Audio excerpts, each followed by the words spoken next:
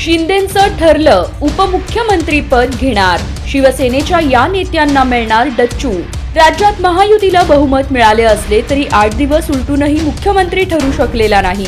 तसेच एकनाथ शिंदे यांनी मुख्यमंत्री पदाच्या शर्यतीतून माघार घेतली असून शिंदे हे गृहमंत्री पदासाठी आग्रही असल्याची चर्चा आहे. महायुतीत एकीकडे गृहकलह निर्माण झाला आहे. सरकार स्थापनेवरून वेगवेगळ्या चर्चा रंगल्या असतानाच एकनाथ शिंदे यांची प्रकृती बिघडली आहे. मात्र या सर्वच चर्चा आता मागे पडून एकनाथ शिंदेंच्या शिवसेनेत मंत्रिपदावर कोणाची वर्णी लागणार याची चर्चा सुरू झाली आहे. सोलापूर बॅलेटसाठी आम्ही छातीवर बुलेट झेलू असा निर्धार व्यक्त करत मार्कडवाडी गावात मतपत्रिकेद्वारे मतदान घेण्याचा निर्णय अखेर ग्रामस्थांकडून मागे घेण्यात आला आहे. मार्कडवाडीतील बॅलेट पेपरद्वारे होणाऱ्या मतदानाच्या पार्श्वभूमीवर पोलिसांकडून सोमवारी जमावबंदीचा आदेश लागू करण्यात आला होता. मात्र त्यानंतरही मार्कडवाडी गावातील ग्रामस्थ मतदान प्रक्रिया राबवण्यावर ठाम होते. त्यानुसार आज सकाळी मार्कडवाडी ग्रामपंचायतीबाहेर नागरिकांची जमवाजमव सुरू झाली होती. मात्र पोलिसांनी दिलेल्या निर्वाणीच्या इशाऱ्यानंतर शरद पवार गटाचे आमदार उत्तमराव जानकर यांनी ग्रामस्थांशी चर्चा करून येथील बॅलेट पेपर व्होटिंगची प्रक्रिया रद्द करण्याचा निर्णय घेतला. यानंतर उत्तमराव जानकर यांनी प्रसारमाध्यमांशी संवाद साधला. सातपुते म्हणाले, माळीनगर साखर कारखाना ही शेतकऱ्यांवर प्रेम करणारी संस्था आहे. ती वाढली व टिकली पाहिजे. शेतकऱ्यांच्या जीवनात नंदनवन करण्याचे काम या कारखान्याने केले आहे. माळीनगर साखर कारखाना भविष्यासाठी देवेंद्र फडणवीस यांनी दत्तक घेतला आहे.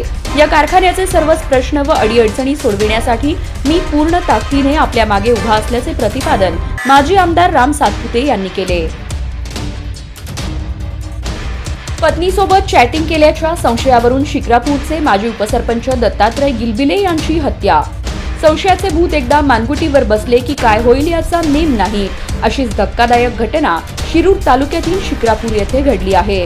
पत्नीसोबत चॅटिंग केल्याच्या संशयावरून पप्पू गिलबिले याचा उपसरपंच दत्तात्रय गिलबिले याच्याशी वाद झाला होता. संशयाच्या या वादातून शिक्रापूरचे माजी उपसरपंच दत्तात्रय गिलबिले यांच्यावर धारदार शस्त्राने वार करून हत्या केल्याची धक्कादायक घटना कोयाळी गावठाण तालुका शिरूर येथील हिवरे रस्त्यावर रविवारी तारीख 1 रोजी भर दुपारी दिवसाढवळ्या 12:30 वाजण्याच्या सुमारास घडली आहे. सोलापूर जिल्ह्यातील जिल्हा परिषदेच्या 2777 शाळा आहेत. त्यातील फक्त 100 शाळांमध्ये लोकवर्गणी विविध संस्थेच्या मदतीने सीसीटीव्ही कॅमेरे बसवले आहेत. उर्वरित शाळांमध्ये अद्यापही सीसीटीव्ही कॅमेरे नसल्याने विद्यार्थ्यांची सुरक्षा रामभरोसे असल्याचे चित्र आहे. त्यातच आता जिल्हा नियोजन समितीने कॅमेऱ्यांसाठी 3 कोटी 10 लाख रुपयांचा निधी मंजूर केला आहे. त्यातून जिल्ह्यातील 394 शाळेत सीसीटीव्ही कॅमेरे बसविण्यात येणार आहेत. बिलाच्या थकबाकीमुळे वीज कनेक्शन कायमस्वरूपी तोडलेल्या राज्यातील घरगुती, व्यावसायिक आणि औद्योगिक वीज ग्राहकांसाठी सुरू केलेल्या महावितरण अभय योजना 2024ला ग्राहकांच्या मागणीनुसार 31 डिसेंबर 2024 पर्यंत मुदतवाढ देण्यात येत आहे. या योजनेअंतर्गत वीज बिलाच्या थकबाकीवरील संपूर्ण व्याज आणि विलंब आकार माफ होत असल्यामुळे वाढीव मुदतीत ग्राहकांनी त्याचा लाभ घ्यावा असे आवाहन महावितरणने केले आहे. कुर्डुवाडी करमाळा रस्त्यावरील कव्हे गावाच्या फाट्याजवळील शिंगेवारी शिवारात ऊसतोडीसाठी चाललेला मजुरांचा ट्रॅक्टर बिरोबा मंदिरालगत असलेल्या विहिरीत पडून ऊसतोड मजुरांच्या 3 बालकांचा पाण्यात बुडून अंत झाला. सोमवारच्या रामप्रहरी दुर्दैवी घटना घडली. रिंकू सुखलाल वसावी वय 3, आरव वसंत पाडवी वय 4, नितेश शिवा वसावी वय 3 सर्व राहणार शिंगेवाडी तालुका माढा असे विहिरीत बुडून मृत्युमुखी पडलेल्या मुलांची नावे आहेत.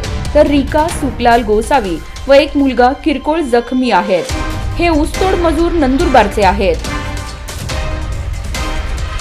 कोर्टातील केस काढून घेण्याच्या कारणावरून 2 गटात तलवार, फायटर आणि विटांनी केलेल्या मारहाणीत महिलेसह 3 जण जखमी झाले. ही घटना शास्त्रीनगर परिसरातील अन्सारी चौकाजवळ रविवारी रात्री 12 वाजेच्या सुमारास घडली. सर्व जखमींना उपचारासाठी पहाटे शासकीय रुग्णालयात दाखल करण्यात आले.